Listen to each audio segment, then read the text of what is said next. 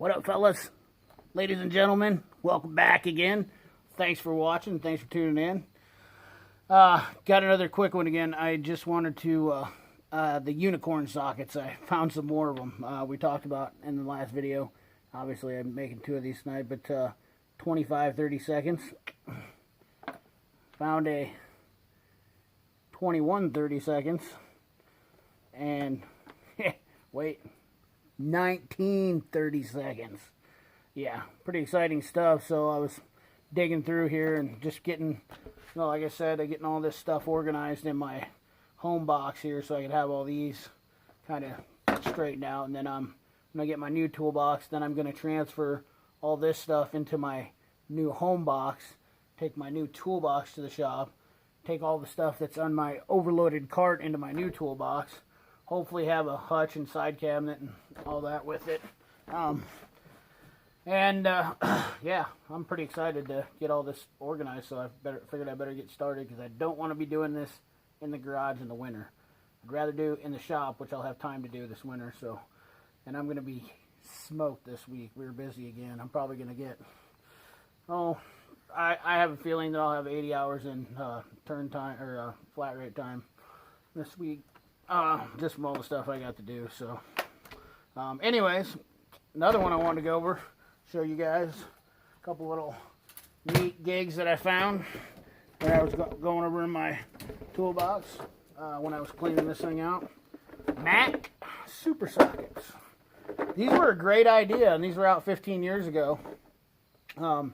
These are square sockets, and the idea, the concept behind them was that they were they're anti-roll, which is nice. I mean, I do like this, you know. If Icon would have came out with this stuff, you know, to have a anti, where they don't, you know, it's got a square design that doesn't, you know, run away from you. I actually would prefer to have this socket.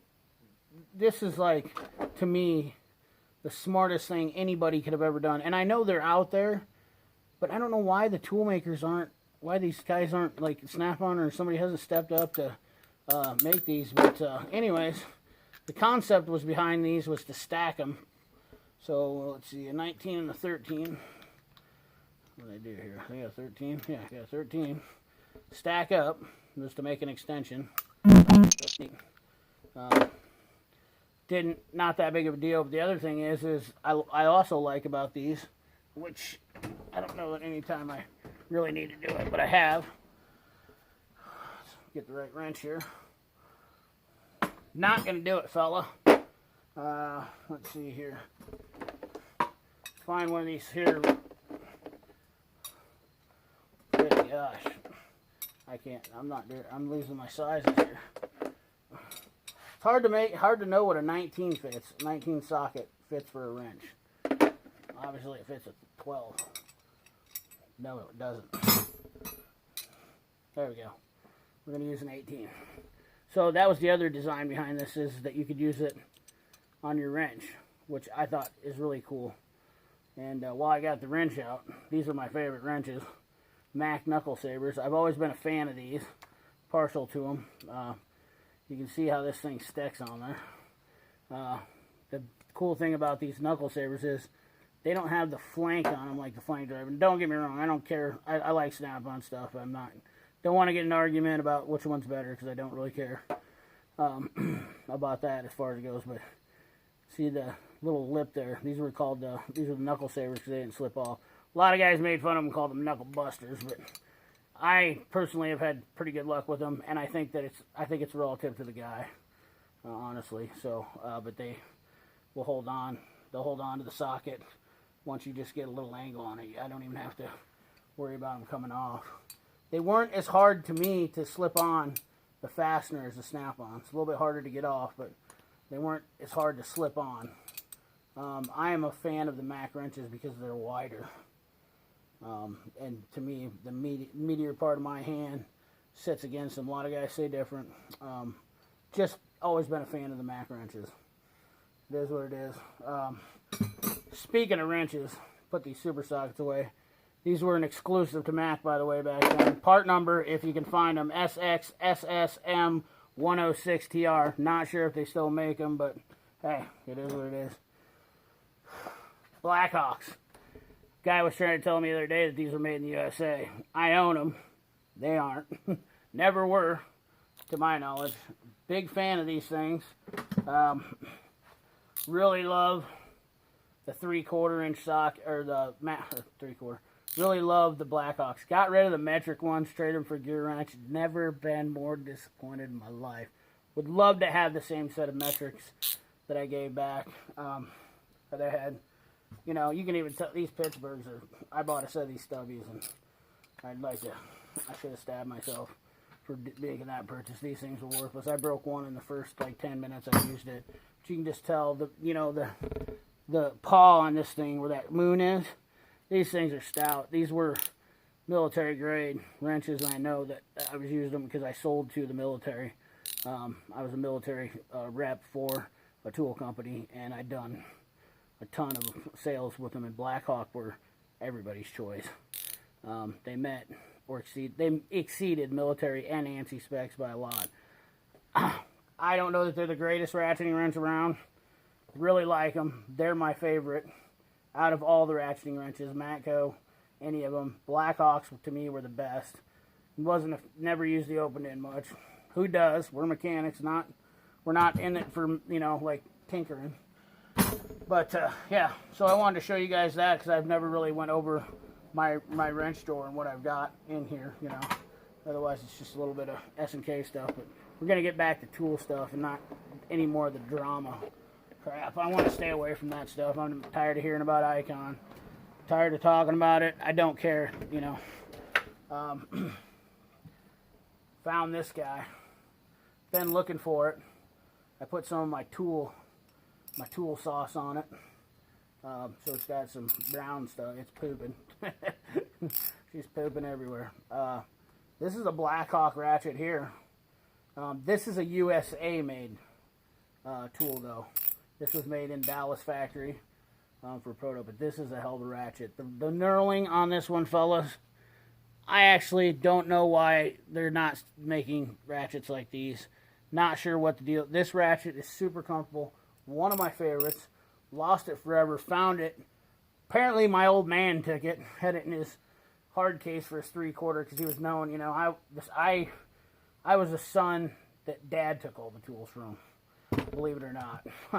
My dad didn't. He wouldn't ask me. He'd just come and get my tools. He knows I had a lot of tools. I mean, I wanted to work on the tractor, but then he would just slap the stuff back in. I found literally my snap-on ratchet and his 57 Bel Air almost 15 years later.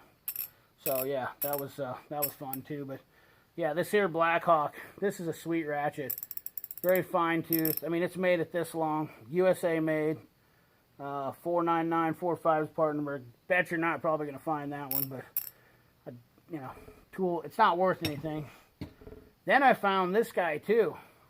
This is kind of neat. It's a Craftsman, USA made one, with the grease fitting in the top. This is actually a good old 1/2-inch ratchet. This is one of my only favorite ones. You could actually tell the difference. This handle looks like the crappy ones, but this is when the Craftsman was building good stuff. Quick release, ball check in it. Still works. Everything's good. I put some of my tool goo on it too. I got this stuff that is concoction I made with some training fluid and some 80/90, and it seems to work good for me. Like the super grease they put in the snap-on ratchets, but really dig it.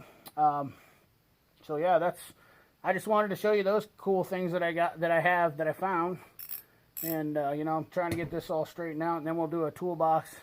I'll do 2 toolbox tours, and I'll do everything all over again. A guy can have one big toolbox, or he can have several small toolboxes, and I'm the guy that's got several small toolboxes. If you see behind me, got a Craftsman. Bought when I was going into college. Before I went into college, bought a Waterloo. I traded that one off. Got this Mac box. I've had this one. Got the Matco at the shop. And then I got a little snap-on at the shop that I got with tools in it. Then I got a Husky, 80-inch, with a side locker and a hutch. I have never showed that one yet. That's because it's got a lot of junk in it. It's been collecting crap. Basically, I haven't had time to go through it and really. I just threw a bunch of stuff in it, and it says there. Really like that box. I think I gave $1,200 for it. It was a smoking deal. I highly recommend doing that. But yeah, man, I had to do some stuff here in the garage tonight and try to get myself straightened out. So I think that's all I got for you. Appreciate you watching. Like, share, comment, subscribe. Ring that bell. Don't be scared. Don't cost you a thing. I'm not out wanting any money. I'd like to see what happens when it gets 1,000 subscribers. I don't know what the deal is. I'm not out to make any money off this. I don't care. I just want to help guys out. That's all I want to do. Free information. It's what it should be. We're passing it along just for entertainment. That's what YouTube's all about.